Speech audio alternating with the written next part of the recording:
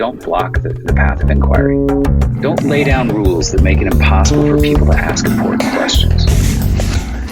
Welcome to the Thought Stretchers podcast, where we hope to stretch your thinking about important issues in education through rich inquiry. My name is Drew Perkins, and I'm your host for these conversations for complexity and nuance. In this episode, I talked with Gary Shiffman and John Bassett, the team behind 4QM Teaching. They first joined me in February of 2023, and since then they've been busy developing a curriculum to complement their 4-question method for teaching history and social studies.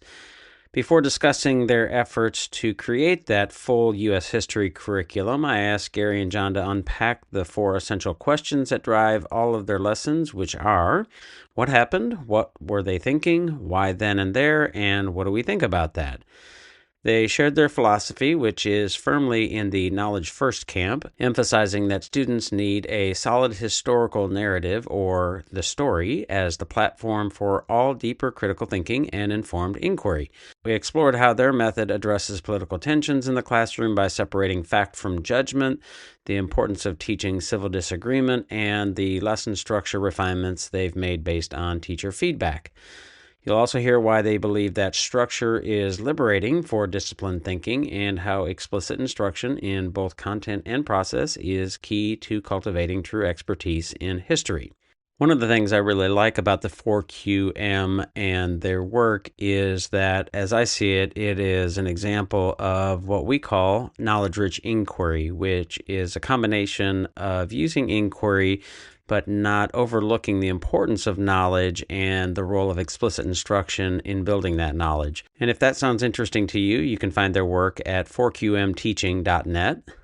As always, I encourage you to visit our website for our professional learning if you are interested in project-based learning, differentiated instruction, inquiry, or other instructional practices and mindsets. You can find that at wegrowteachers.com, and you'll also find our blogs and podcasts. And we do have a new differentiated instruction online course. So if you are an individual or a small group looking for learning on differentiated instruction, please check that out. You'll see the online courses in the top menu there. If you have any questions for me, comments, concerns about this podcast or our work, or just want to reach out to me for any questions, please feel free to do so at drew@thoughtstretchers.org. Now on to our conversation with Gary and John. I am with Gary and John, and for those of you who are savage enough to watch us on video, you'll see their faces and their smiling faces, and they're going to introduce themselves. They are the team behind 4QM, and I hadn't looked up the date of when you were on the podcast first, but it's been a little while. You've got some curriculum that we're going to talk about, so I'm excited to hear more about that and kind of get your thoughts about what that looks like and challenges and all that good stuff. But before we get into the meat of that conversation, I want to give you both an opportunity to kind of reintroduce yourselves. I know you're world famous, but there might be a few lingering voices out there that have not been acquainted with you, or maybe have forgotten since the last time of your amazing performance here on our podcast. So why don't we start with Gary, if you want to start, and then we'll go to John, and then we can kind of unpack a little bit of what 4QM is as a reminder before we get into the curriculum. Sounds good. I'm Gary Shiffman. I'm half of the founding team of 4QM Teaching with John, who you'll meet next. If I had known we were world famous, I'd have shaved for this event. So John and I have been arguing for many years about how to teach history and social studies well. The result of that long argument was the 4-question method, which claims that every good history lesson, every good social studies lesson is focused on asking and answering a question that makes us think. And we've identified the 4 questions that drive thinking in our field. So every good lesson is one of those questions implemented for students in an accessible and stimulating way. So we've been working on that idea for a long time. Our new idea is curriculum. And I guess we'll talk about that today, and we'll tell you why our new idea is curriculum. But you should meet John first. He's the other guy. Yeah, before we meet John, how about maybe a little bit of background on your teaching career and stuff like that, just as a reminder? That stuff, right? So I'm a former academic. I was a professor of political science many years ago. Didn't get tenure. Decided I wanted to be a teacher. I don't know if I told you that last time, but anyway, that's all true. I taught at University of California, San Diego, and when I was about to not get tenure, I thought I'm going to be a history teacher, and that should go really well. And I applied to a million jobs, and I got exactly one job interview, and I was lucky enough to get a job out of that because that guy hired me. He can tell you that story. But when I started working for John, I worked for him for 4 years in Newton, Massachusetts, an affluent suburb west of Boston. And we argued a ton about how to do what we're doing well and why we're doing it in the first place. 4 years later, I got a job as department chair. I got the same job he had, only at the neighboring school in Brookline, another affluent suburb near Boston. Happens to be where John went to high school, happens to be where my wife and kids went to high school because we were living in Brookline. So I basically came home and was department chair for 17 years, retired 2 years ago to work full-time on this project. Gotcha. All right. Well, thanks for that, John. Well, so Gary's right. I hired him to be a history teacher when I was department chair at Newton North High School. So unlike Gary, I was not an academic. I was always a teacher. I kind of knew I wanted to be a teacher starting in 8th grade, and was a full-on history nerd through high school, history major in college, and then had a master's in teaching history, and became department chair at Newton North High School. It is an affluent suburb, but it's also a really interesting and diverse suburb, and it's a big comprehensive high school. And Brookline is actually pretty similar as well. There are wealthy folks in town, but there's quite a range of students, and there are some folks who are not at all wealthy. So I hired Gary as a history teacher, and he immediately started arguing with me right away. Like before he even started teaching, the summer before, he took me out for a beer, and he basically was like, "This history stuff is ridiculous. Kids don't need to know all these stories about things that happened in the past. All they need to know are underlying principles about how the world works." And I told him that underlying principles were boring and that kids needed to know some stories. And so that kicked off a really productive 10-year argument. It helped that he's from New York City and I went to college in New York City. So arguing is just fine with us. And so we argued our way to the 4-question method. And like Gary said, our big insight is that every good history or social science lesson is focused on one of only 4 questions. And question 1 is what happened? We start with a story. And in order to answer that question, you have to practice the skill of narration. That story has some interesting people in it who made some decisions. Question 2 asks, what were they thinking? And we usually can't talk to these people, what with them being dead and in the past and all. So we have to do interpretation of documents or other artifacts that they've left behind. So that's the skill for that question. Question 3, we pull back from the story and we ask why then and there. Why does this story happen in this time and place, not earlier, not later, not in other places? And there we practice the skill of explanation. And that was what Gary was really interested in when he first started arguing with me. He was like, no, I'm interested in explaining under what conditions do we get revolutions, things like that.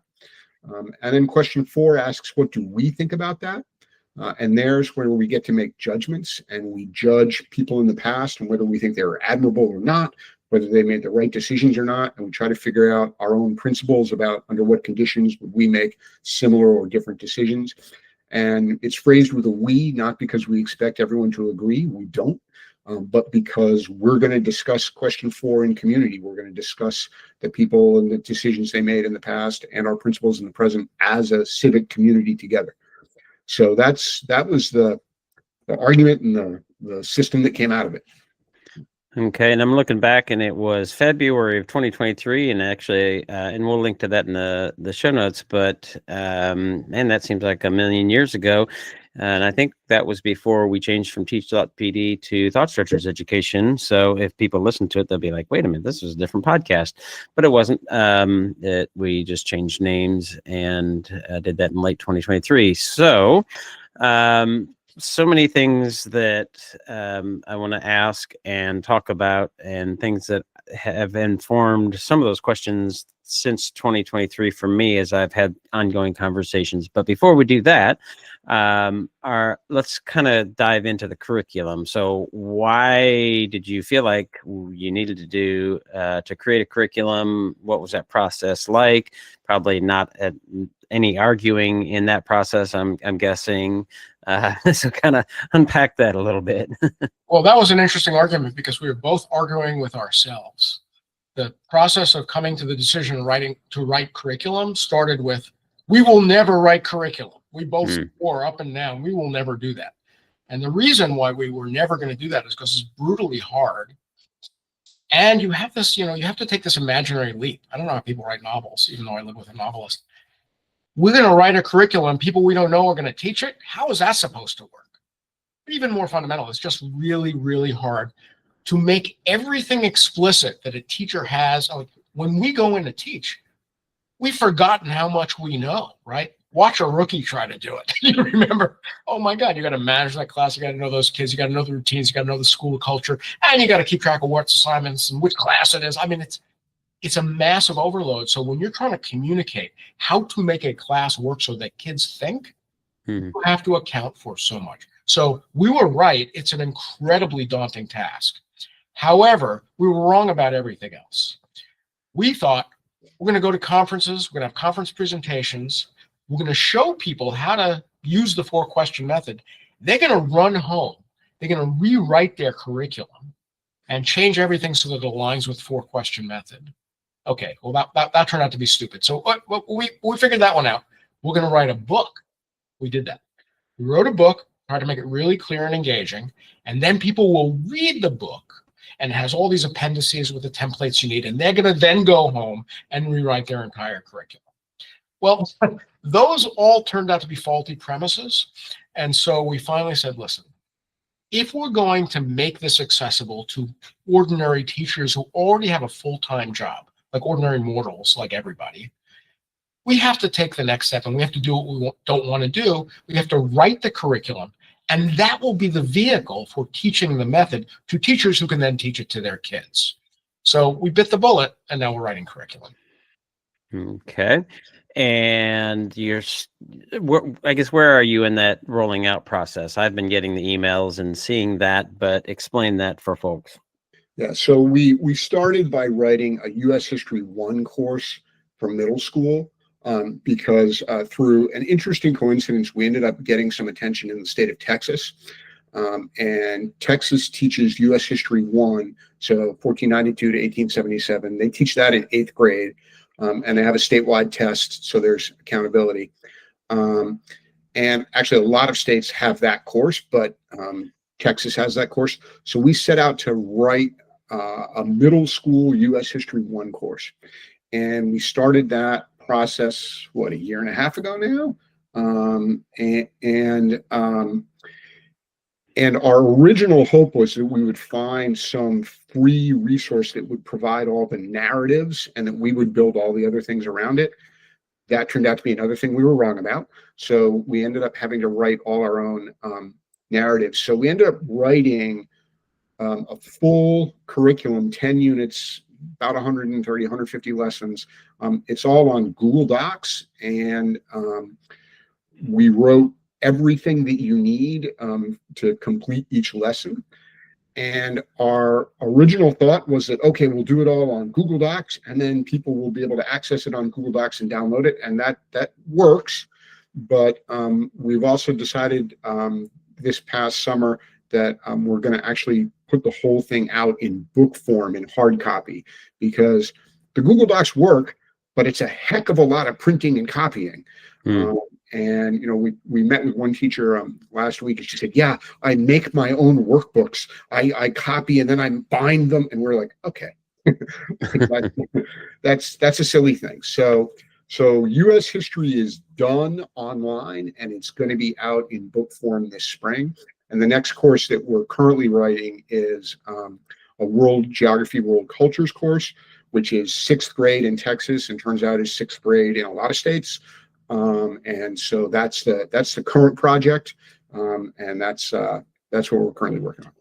Okay, so begs several questions, especially interestingly enough, as you mentioned, Texas, and if we think about history and the teaching of history and the different places that that is taught, as I'm sure you're well aware, there are some political countervailing forces and narratives and pushbacks. And so I'm curious how you navigated that process, right? There's much of U.S. history, I think, has been taught through the sort of Howard Zinn lens for many, many years. I think there's a colorable argument that perhaps that was had a bit of a slant, let's just say that. But if we want to then look at some of the I'll just go ahead and say some of the Trump administration kind of efforts that are meant to be correctives, I would say that there's probably likely to be heavy slants on those as well. And we've seen some of those things. So what was the sort of procedure, or how did you tackle that, I guess, tension, for lack of a better term? Well, so the story on that, the answer to that question depends on what day you ask it. You're asking today, which comes 2 weeks after the State Board of Education in Texas just revised its framework for social studies. So let's go back to 3 weeks ago and before that. When we started this project, we looked at those 8th grade standards for U.S. history, and they weren't that different from anybody else's standards. They were a little overloaded, mentioned too many names and dates and so on, so you have to make reasonable choices. But it turns out that when we beta tested our U.S. history curriculum, it was used in a fancy private school on the Upper East Side of Manhattan. It was used in a post-industrial town in Connecticut. It was used in various locations, Spokane, Washington, and it was used in various locations in Texas, which were quite different from each other, by the way. A university town, East Texas, which is West Louisiana, like it was all over the place. And it was not a problem because U.S. history from the founding through the end of Reconstruction, it turns out that when you're dealing with 6th through 8th graders, there's a story they need to know that they don't really know. And there's an enormous consensus about it, by the way. John wants to. Yeah. The other thing I would say is that the method goes a long way towards solving those problems, those sort of political problems, by clarifying the 4 questions and separating them out. So, a lot of the argument over what should we be teaching about history is really argument over question 4. What do we think about that? Right? And, we're from Massachusetts. And so when we tell people we're writing for Texas, like, oh my God, Texas, it's like, no, the state standards in Texas didn't say anything like slaves were happy. Right. That stuff wasn't there. The argument, a lot of the argument comes when you look at someone like, say, Jefferson, who writes the Declaration, yet owned human beings. Should we admire Jefferson or should we not? Well, that's a question 4. And we have it in our curriculum that, yeah, we're going to ask question 4, and we expect people to disagree about that. But, there's no disagreement about what happened. He wrote the Declaration of Independence. Well, what were the signers thinking? Well, let's look at the doc and see what it says, and then see what we can, interpret from that. And people might disagree about those interpretations. Okay, as long as they're responsible interpretations, there's responsible disagreement. So I think that's been our experience. And Gary's right. We from the Upper East Side of Manhattan to rural East Texas, we haven't heard any concern about politics. So, and by the way, I don't know if you know this book, Drew. This is I'm holding it up. So if you're listening to the podcast and not watching the video, I'm holding up Natalie Wexler's Beyond the Science of Reading. It's her latest book. She's amazing. She's on our board because we begged her to do that. But she followed up with one of our beta testers in East Texas because she knew that her readers would have this question: how can you do history and not set off alarm bells, not in the newspaper? And so she has a little section on a guy we love. Blake Waller is one of our super users, and he's in East Texas. So this is what I'll keep it short, but what Natalie says, question 4 is, what do we think about that? John just explained it. We get to make judgments. We're not going to agree. We don't have to agree, but we have to share civic discourse. And we're always really clear when we're doing this. We put the question up on the table, and we know it's a question 4. We know our norms. We know we don't have to agree, but we know we have to disagree civilly and give reasons. Okay. So she goes on and says, Blake Waller, an 8th grade U.S. history teacher in a rural conservative area of Texas, told me that as soon as he read about the 4-question method, it just clicked with me. In addition to providing a kind of overarching inquiry that can add meaning to historical facts, he said it also offers a way to introduce students to the art of civil disagreement. And he goes on to describe how this process works in East Texas, which is, the community as a whole is very conservative, but it's also extraordinarily diverse. And so what he was able to do and document was, if you set it up right, kids know the story, they know what they're talking about, and they're prepared because they know the protocols of a question 4 judgment lab, they can do it. And they're actually modeling what the adults should learn, which is how to explain yourself and disagree civilly. So what you're describing there is, it resonates so much with me, and I don't remember if we talked about this 2 years ago, and I probably would not have used the same language because my thinking on it has evolved. But I have really tried to make the case with policymakers, with whoever will listen, that one of the things K-12 really needs to do is to sort of reestablish and regrow what I would call enlightenment, intellectual and civic principles and that kind of thing, right? Which is essentially what you're talking about. And I love the work of folks like the Mill Institute and Braver Angels, and folks who say, we need to know how to, talk to each other, polarized tribes and civil disagreement, all that kind of stuff. I think that's all important. But what I think we need to do is explicitly teach and then model, and that's kind of what you're talking about. And certainly somebody could explicitly teach and model essentially this enlightenment process of how do we know what's true? And that's kind of that number one question, which certainly somebody could ask and say, well, there's some editorial decisions in a curriculum that one might make. So, maybe we can kind of talk through that. But the other 3 questions, and especially as you mentioned, that last one is really getting at that, so what do we think about it? And what are the different perspectives? And how do we recognize the value of those and maybe disagree with them and understand them? But still understand that this is what we sort of have come to a consensus through the process of liberal science, and this is what happened, and this is sort of the facts. So, is there? I mean, there still has to have been some sort of process or some tension there in that question 1 of what happened, because there's some editorial discussion there, right? Yeah. So first of all, Drew, I would say that we're children of the Enlightenment. We're with you on that. But we've been saying for years that if you can find a question that is commonly dealt with in history or social science that's not a variation on one of these 4, we'll add it and we'll name it after you. And we haven't had that experience yet. But the question that you're asking is as close as we've gotten to what we might call a question 5. Yeah. And really what you're saying is how do we decide what stories to tell in the first place? Right. And one of the things that, we like to say is, well, that's not actually an individual teacher decision. That's actually a state board of ed or a district level decision. And at least in terms of the work we've done so far, there's a pretty big mainstream consensus about what kids should learn about 1492 to 1877.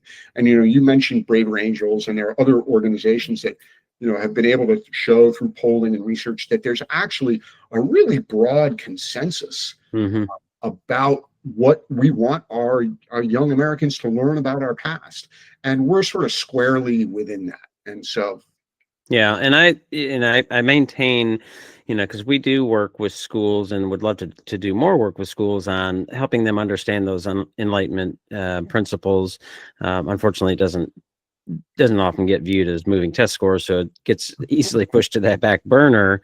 But my experience is that while most teachers and most Americans probably couldn't and wouldn't say, oh, these are the Enlightenment liberal principles, when they're presented with evidence or examples where people or organizations or leaders are being illiberal and authoritarian, they find it repellent, and if they say, okay, so here are the Enlightenment principles, they say, oh well, yeah, I'm on board for that, but they're too busy living their lives. And as I maintain, we have not done, I think, for decades of the job in K-12 that we should have been doing in really sort of teaching those explicitly and modeling those kinds of things. So, like when I think about, and we may have talked about this the first time around, like the 1619 project, right? That's in that time frame.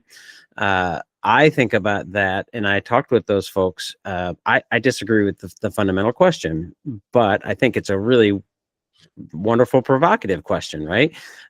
So, is there some way, like, how would you guys or the curriculum sort of deal with that, or does it deal with some big questions like that?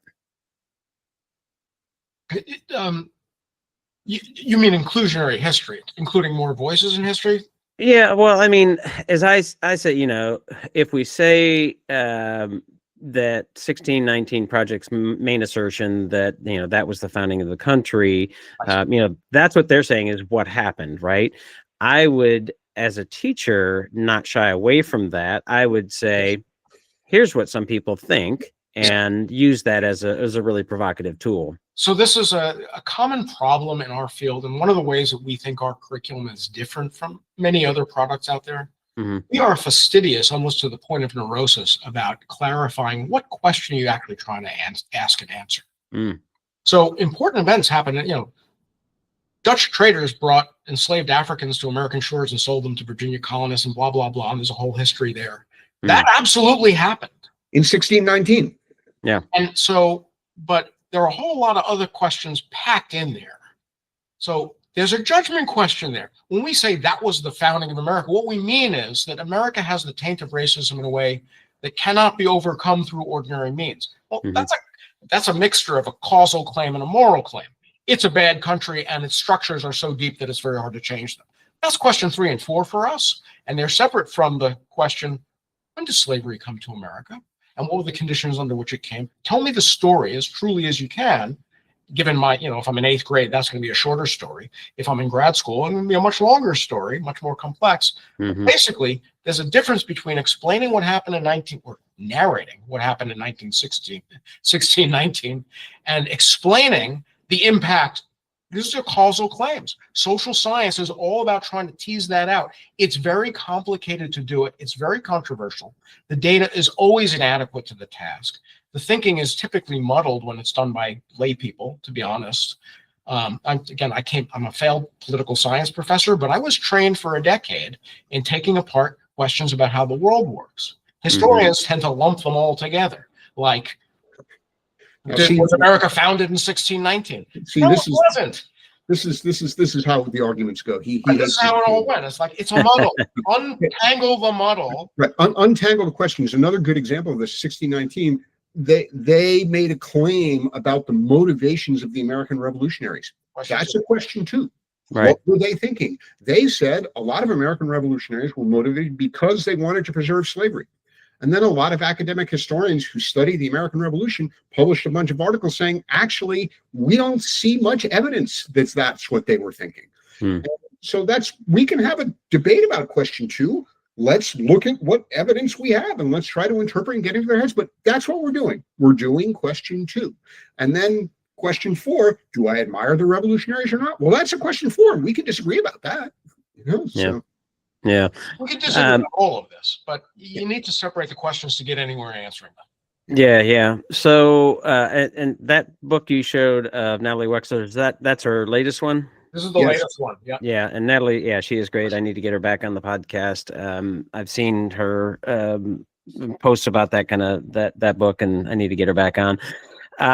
So one of the things that I have really been wrestling with in conversations here and online is the sort of the dichotomy and the sort of what I say is a false dichotomy of sort of explicit teaching and the real importance of knowledge and facts and things like that, and then inquiry and the use of inquiry.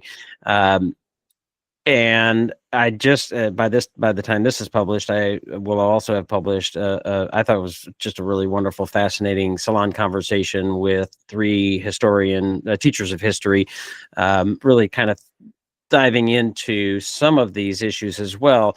So I'm curious how you guys think about this, because the sort of science of learning approach is that you can't do critical thinking without knowledge and facts. I think that's not exactly right. I think you can do some critical thinking. You just can't do deep critical thinking without knowledge and facts. And inquiry is a really wonderful way to then say, all right, what are the questions we need to be asking, and what's the knowledge we need so that we can do deeper critical thinking. But history is one of those things of like, how many dates and names and things should you be memorizing, and how should you be memorizing them?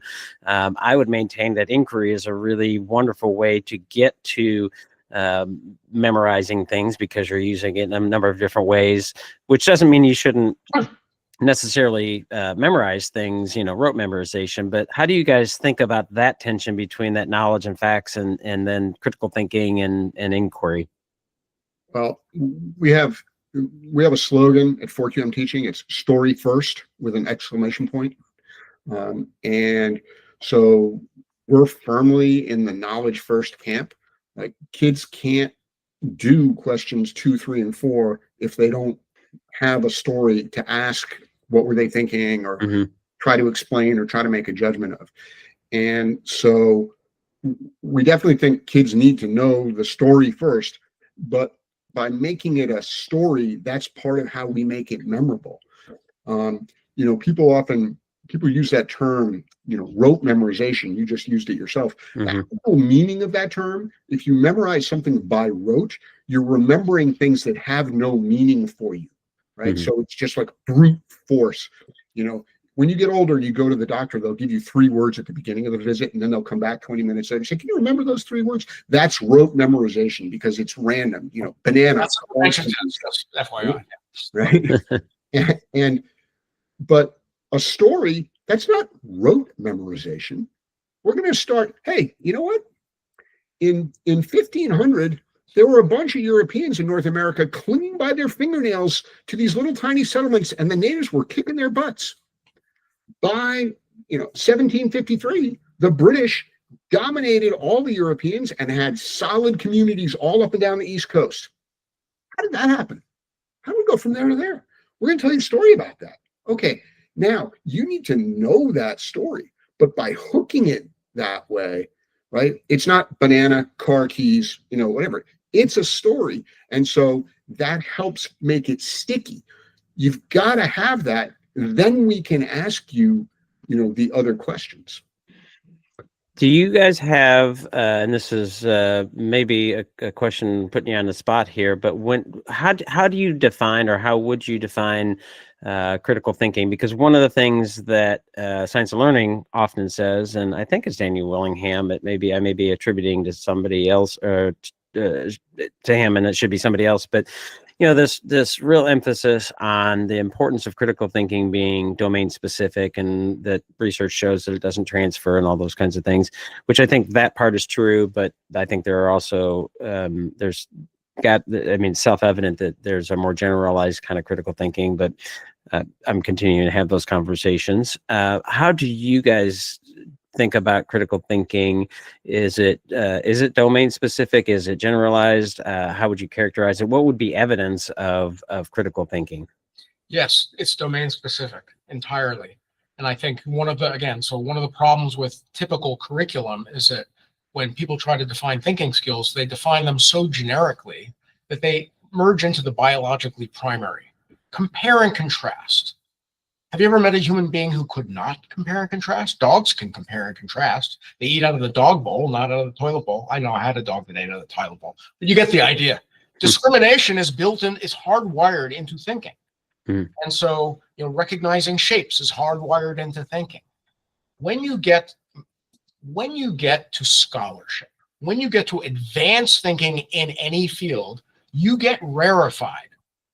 Microbiologists don't use jargon in order to intimidate you and keep you out of their conversations. They use jargon because they consolidated so much knowledge they can have shorthand conversations which allow them to reach farther and faster.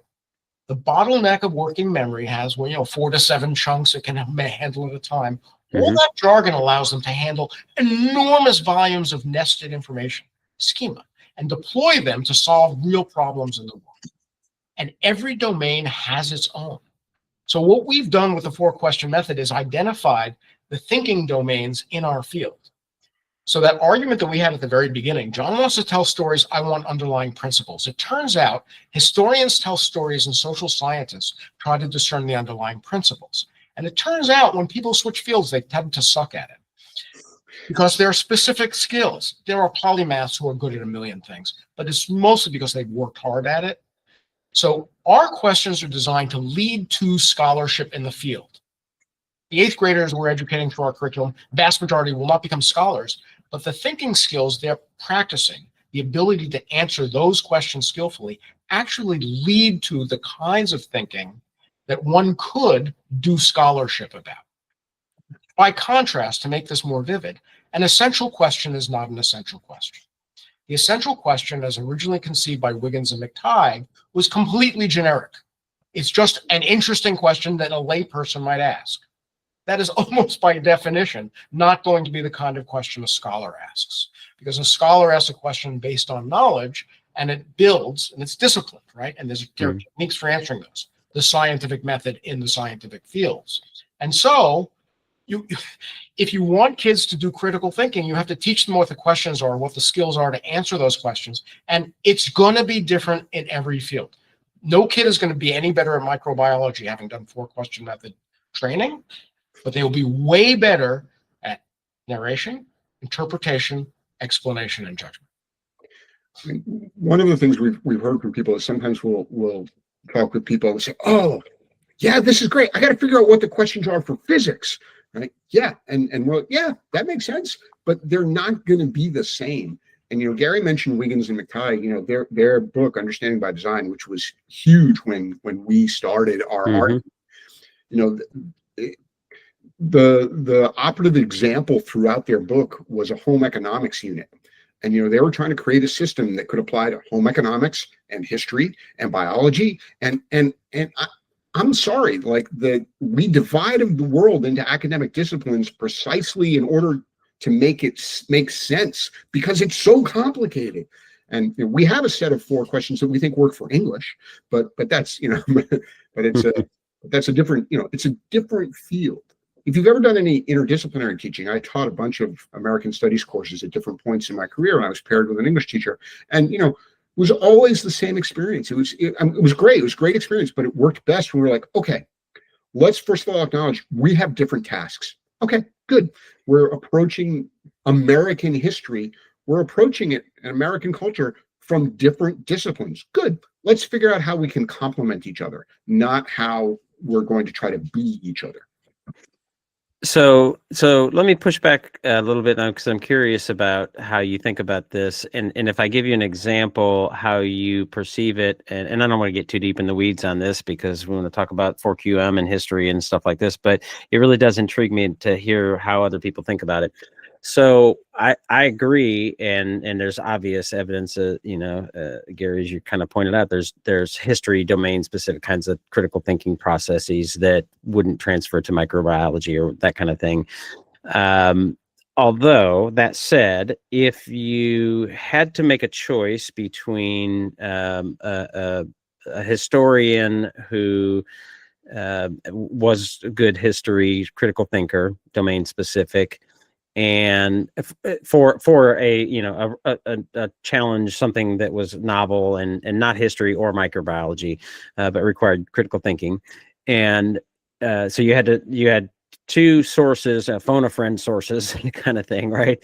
One was somebody who had really good history, critical thinking skills, and one who was a microbiologist but didn't have really good critical thinking skills in that domain.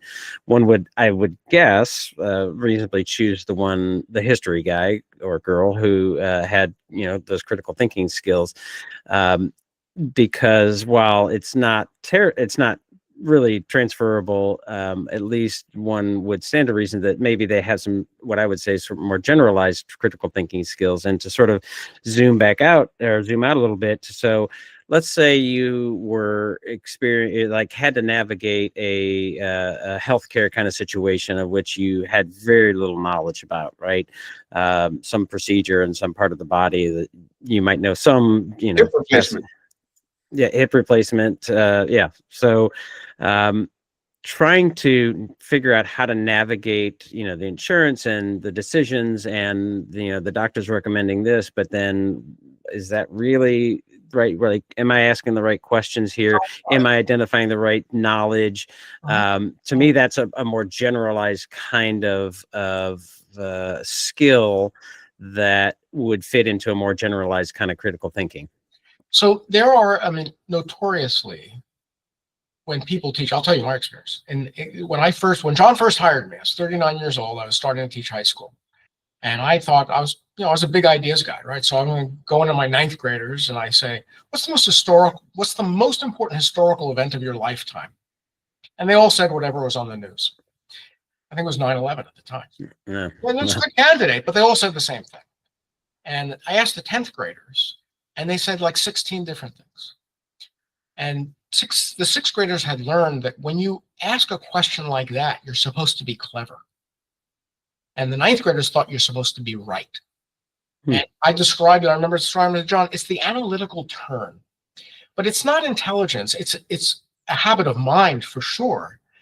It's connected to curiosity, and it's connected to question asking, is why we're all about the questions. Yeah. There are people who ask a lot of questions, and there are people who don't ask as many questions. And over time, the people who ask a lot of questions are going to get a lot smarter than the ones who don't. But whether you will be skillful in answering the question really does depend on training. And the piker who goes out on the weekend and plays all the sports is going to be more fit than the person who sits in their chair, but they're not going to be a great basketball player unless they learn how to do it. So I want to substitute. So I'm substituting habit of mind for thinking skills, but I also want to substitute another term for thinking skills. I think you're describing content knowledge. I got another story for you on that one. Sam Weinberg did a workshop for my teachers. We brought him in. We got him on Zoom, and the teachers in Brookline were learning with Sam Weinberg. I have enormous respect for the guy. He's made a huge impact on the field, but he has a lot of the common vices of our field. So he's describing the difference between a really good AP student and a historian who has expertise in, say, medieval history. And he says, would you rather have the AP student who just studied U.S. history look at a document and interpret it in U.S. history, or the medieval historian? And the answer was, surprise, surprise, the medieval historian does way better than the AP students. So the question is, why is that? And Sam's answer was skills, thinking skills, and he's going to teach you the interpretation skills. And the example he gave was a document that was by a military guy who's writing in his journal something, and the students interpreted that journal in a very flat-footed, implausible way. But the key to the whole thing turned out to be you needed to know that personal journals of military personnel were public documents that would be reviewed by governments, which of course none of the 17-year-olds knew. And he took this as a failure of their skill level. And I'm like, dude, you're explaining knowledge. The medieval historian knows what documents are used for, even if he doesn't know anything about American history. But it's knowledge that distinguishes the scholar from the student who has so little background knowledge. This is why Natalie's right and Sam is wrong. Yeah. And I think, Drew, going back to your example about like, oh, I've got to navigate something with healthcare. Okay, I definitely want somebody who is curious and has a habit of mind of curiosity and questioning and is a thoughtful, reflective person.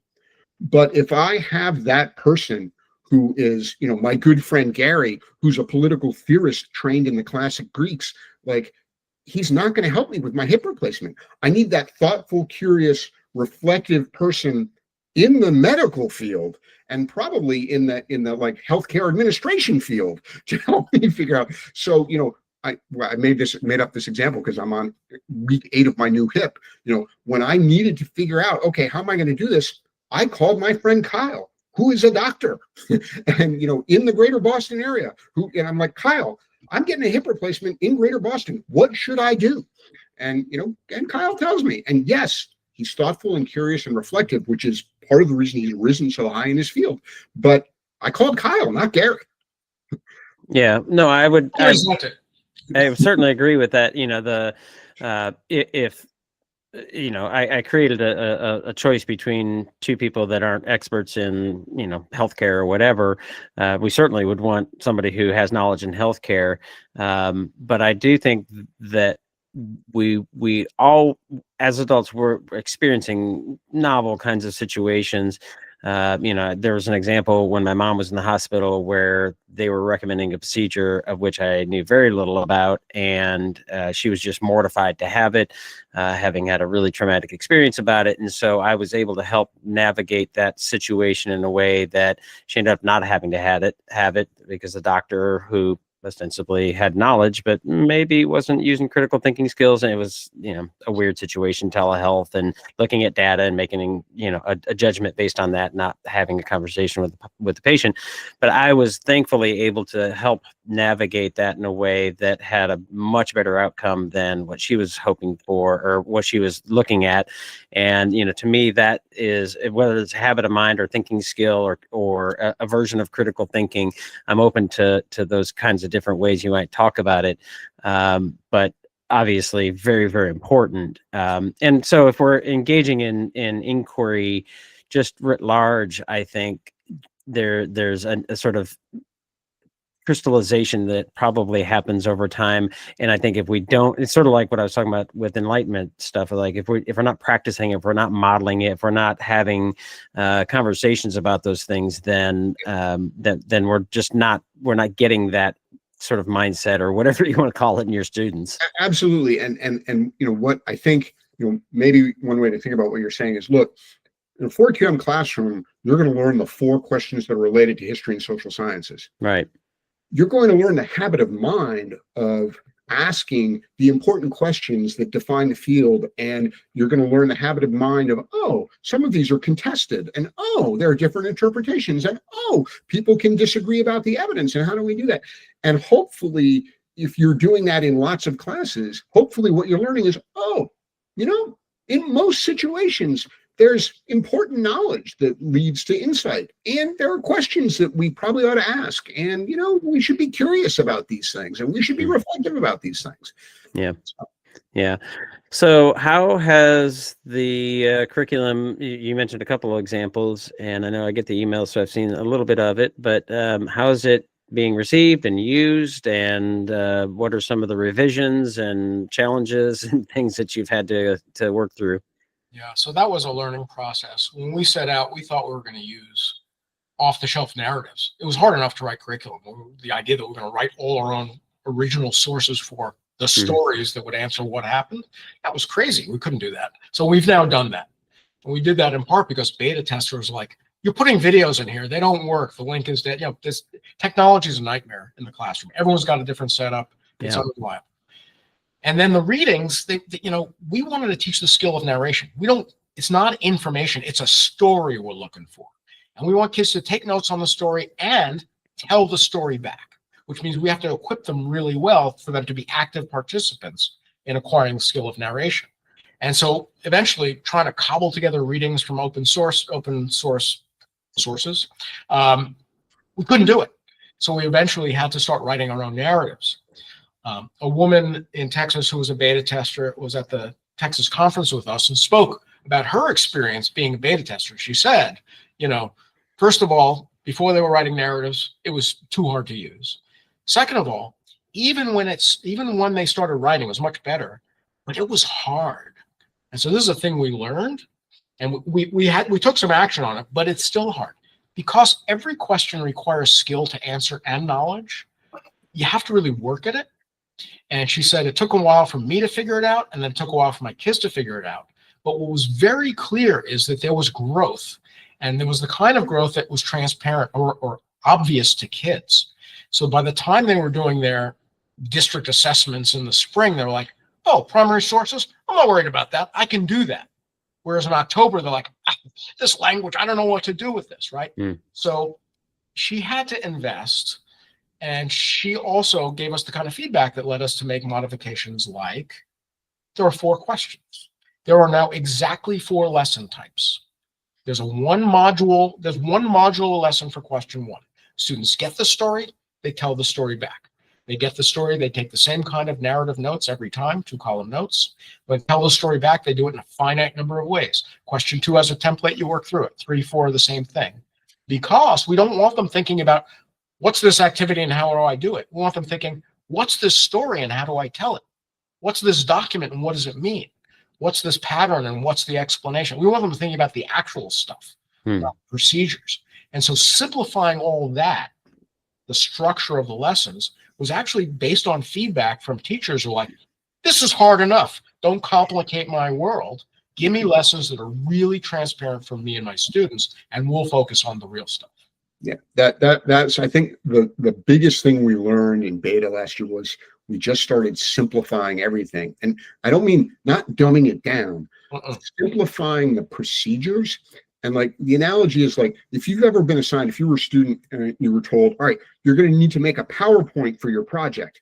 And, you spend hours trying to figure out, how do I make the margins on my slide line up? And all the cognitive load you're spending on your margins is cognitive load you are not spending on the substance of your presentation.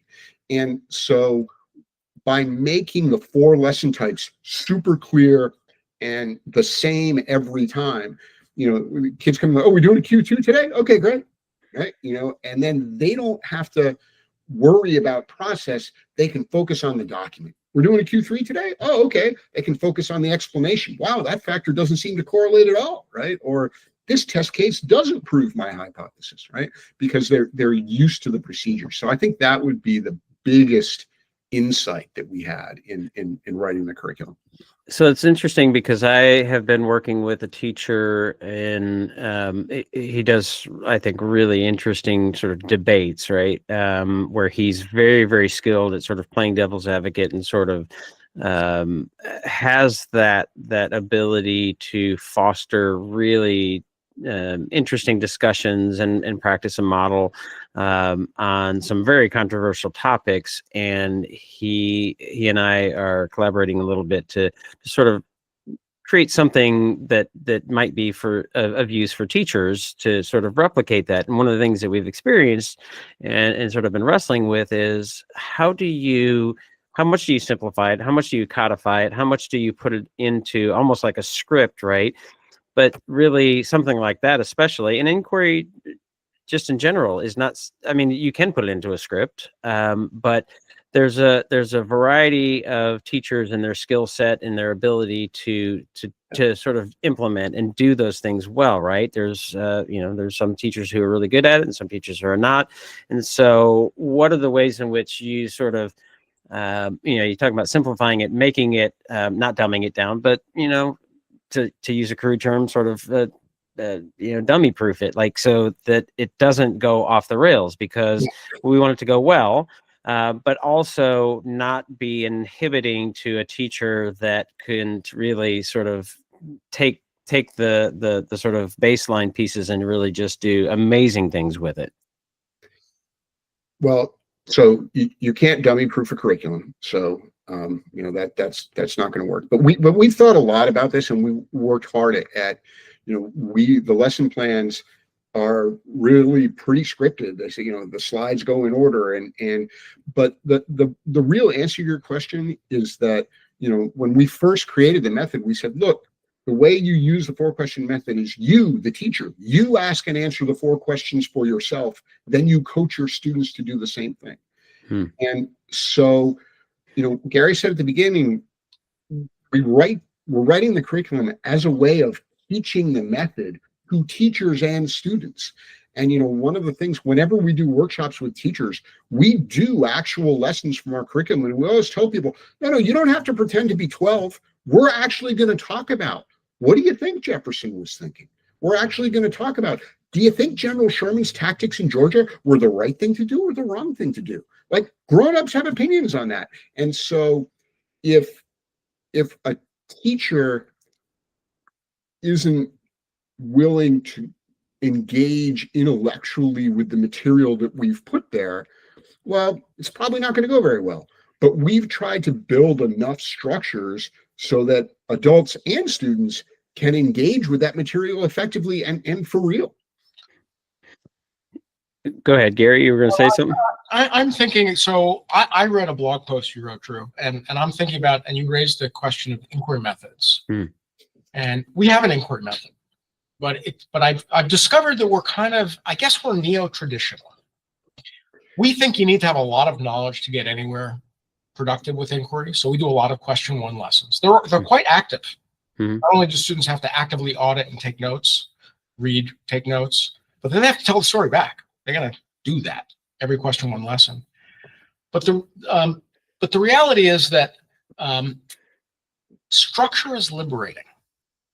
You cannot intuit a discipline just by chatting about topics in the discipline. So, I mean, I like to use, I'm a musician, I like to use the analogy, before became Coltrane, he learned scales and modes, and he played them a lot. Music is incredibly disciplined. Best musician I know, really up close, I play with him on Monday nights. He has so many charts in his head. He has seen so many rhythmic patterns and so many harmonic patterns. He can tell you what chord someone's playing by listening to a song. It's knowledge, right? And it's deep knowledge. And it allows him to be incredibly creative. He's a jazz saxophonist. He can play something that no one on earth has ever played before, and he does it every night, okay? So it's a false dichotomy to say, inquiry, you should give the kids a little knowledge, but then set them off to find stuff in the world. I guess I don't buy that anymore. And I did used to buy that, by the way. I now think it's much more liberating to bring kids to the brink of, oh my God, I now know enough that I can say stuff like this. That's complicated. It feels like expertise. It feels like, oh, I'm in the game now. I'm seeing why it could be this or that, as opposed to having a debate about something you know two things about. And so you can feel a great deal of certainty, but it's kind of, it's not really inquiry. It's just activity that looks like what inquirers do. But we're aiming for deep inquiry, where you learn the discipline and it will open up. You will have a chance to say, no, I think this is what the document means. But it'll take you a while to get there, because if you don't have enough knowledge, it's not going to look like anything to you. Yeah, I may have to start calling myself a neo-traditionalist. That's There we go. Yeah, I mean, I argue. If you pay attention, and it sounds like maybe you at least read something. I argue, and I really don't. I'm not trying to argue. I'm trying to have a discussion and kind of get perspective and learn, because I have as well. I've changed some of my positions, or at least the way that I talk about things. I do think it's a false dichotomy, and it's largely a matter of guidance, right? I argue with the sort of science of learning folks, because I think that surely they're using inquiry and they value inquiry, but they tend to some of the loudest and most active voices tend to sort of denigrate it as though inquiry is a bad thing for kids. And what I think they're talking about is kind of what you're referring to, which is sort of discovery learning, right? Yes. Which isn't necessarily bad for kids, but in most academic settings is not appropriate for some of the reasons you outlined. So it's really a matter of guidance. What's the level of guidance? And that's the cognitive complexity that we need to be perceptive of. And talking about skill sets, we can put things in place like intentional inquiry, like the 4QM, but there's an intuitive inquiry. That's the sort of skill set of a teacher to know when to give a little bit more information, when to maybe pause a little bit, or to ask a question, or to say, boy, they don't understand federalism here, so I'm going to have to really explain it to them, because that's really important for them to be able to ask better questions and do better critical thinking. So I think it's to me, my advocacy is not either or, but yes and figuring out what are the desired academic outcomes that we're after, what's the level of guidance and the instructional approach that will help us get there, whether it's building the surface, what happened, like that's the surface learning and knowledge, or at least that's one way to characterize it, so we can get into the deeper and the transfer. So that brings up a question, and you kind of touched on a little bit with the sort of note taking, the explicit instruction thing, right? So I hear so much about explicit instruction, and I think it's important. People I think probably think I don't think knowledge and explicit instruction is important, even though I say it all the time.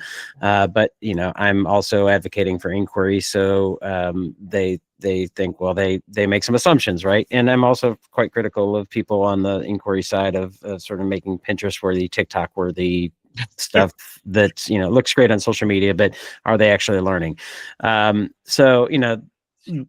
Anyways, the explicit instruction advocates, a lot of that conversation tends to come from things like math, which is different from history and social studies, right? Not that there isn't a place for explicit instruction in history, but it's a little bit different because it's not as concrete, right? So what are some of the ways that you recommend and talk with teachers about explicit instruction and assessment? How do we know what they know? And how do we know what they understand? And are they making meaning of it, not just sort of reciting it back as though they're words that have no relation to anything? So we can answer that question sort of somewhat differently for each of the four questions, but there's an overarching, explicit instruction, I think means a couple of things. First, if you're starting with question one, as Gary said, you can't intuit what happened in the past. You need to learn the story of what happened. Right. You have to read it. You're going to have to hear somebody tell it to you. You're going to have to watch a video. You have to explicitly be taught what happened. We also have to explicitly teach kids, when we look at a document, we teach explicitly, what do these words mean? Right. We don't turn kids loose. Our primary source documents are super short, right? No more than, I think our longest one is like 6 paragraphs, and they're short paragraphs.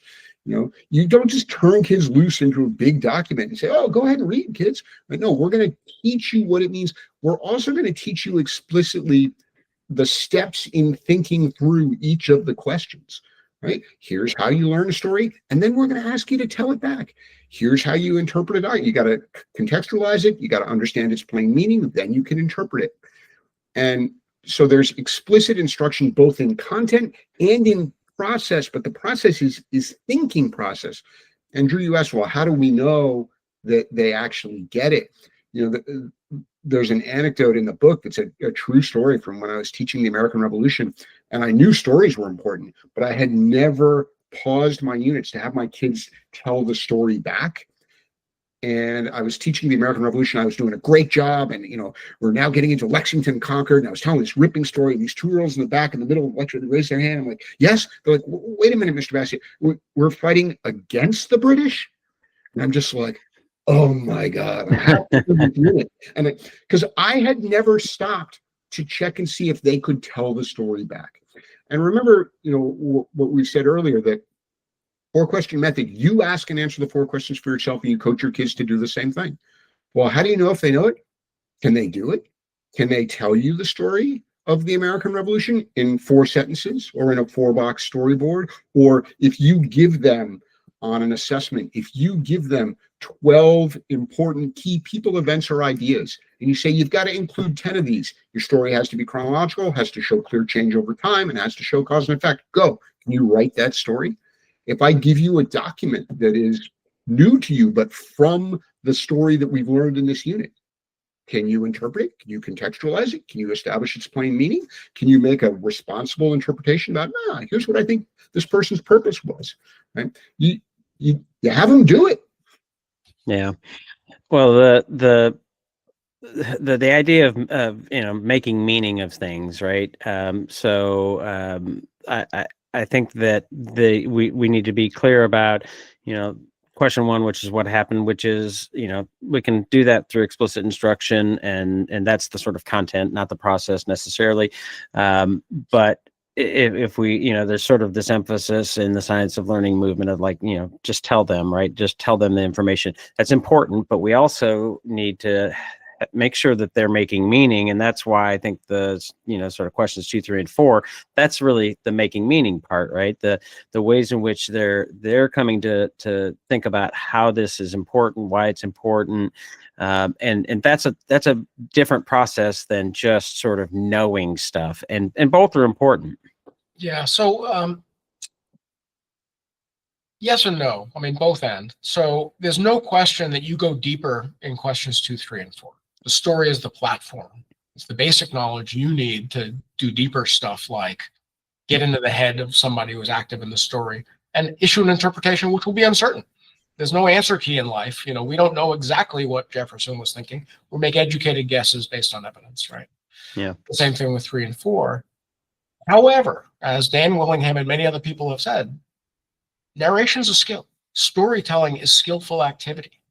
And we've done it over and over and over again with adults and with kids. And some people are better at it than others. And some people learn to do it more quickly than others. I'll give you an anecdote. I had a teacher go out with a medical issue 2 years ago, 3 years ago, and I had to cover a class till I could hire a long-term sub. And so I'm a 4QM guy, and I got these students, and I'm about a full-time job, by the way. I'm busy. I'm like, oh my God, I'm subbing in this 11th grade U.S. history class. I'm like, what am I going to do? I give them the textbooks. I say, here's what you're going to do. I teach them how to take narrative notes and make storyboards.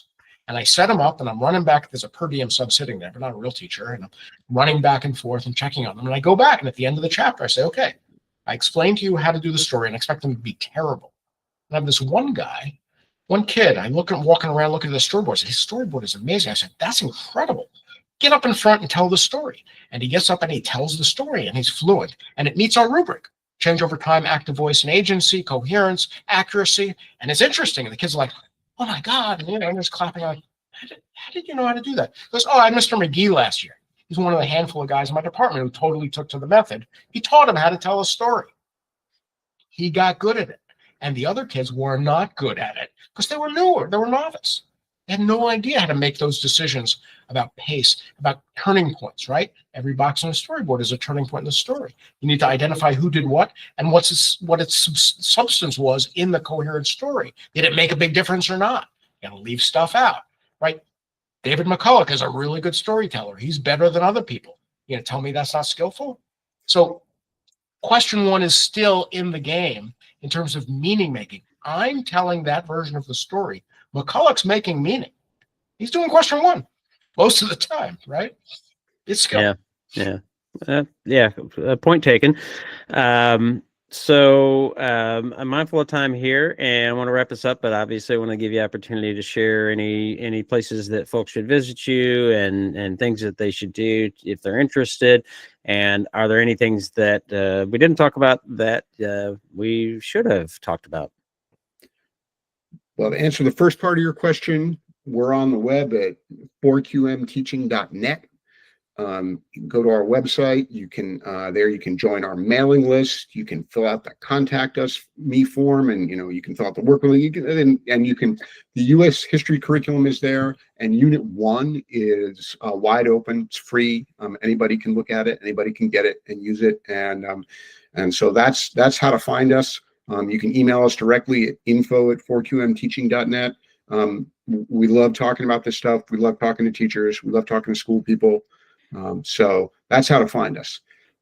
Okay. Any social media you want to share? I know you're on at least some. I see you there.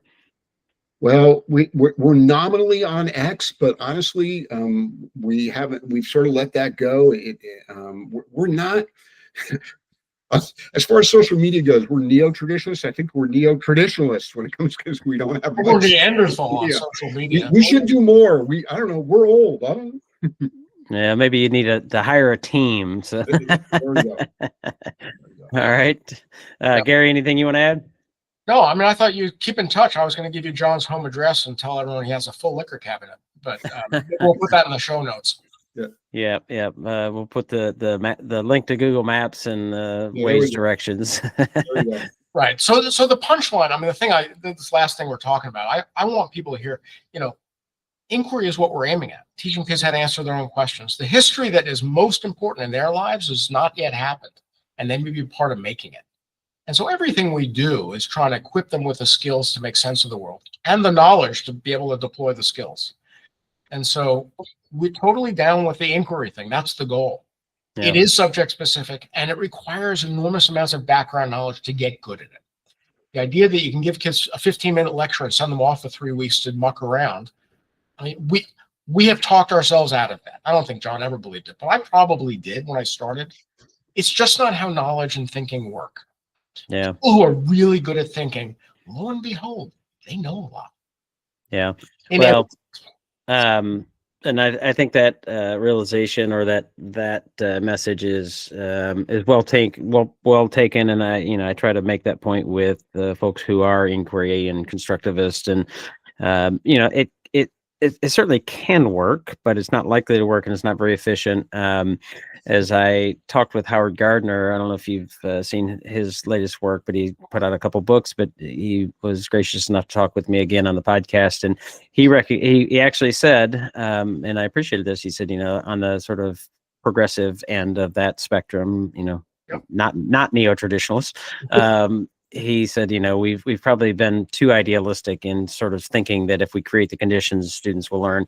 And in most cases, that's just not true. So really, that's what we talk about our work of knowledge-rich inquiry, right? So it's not just inquiry, but it's knowledge-rich. And those two things, I think, really are important. So guys, it's always a pleasure. And we'll put those things in the show notes. And hopefully folks will reach out and go from there.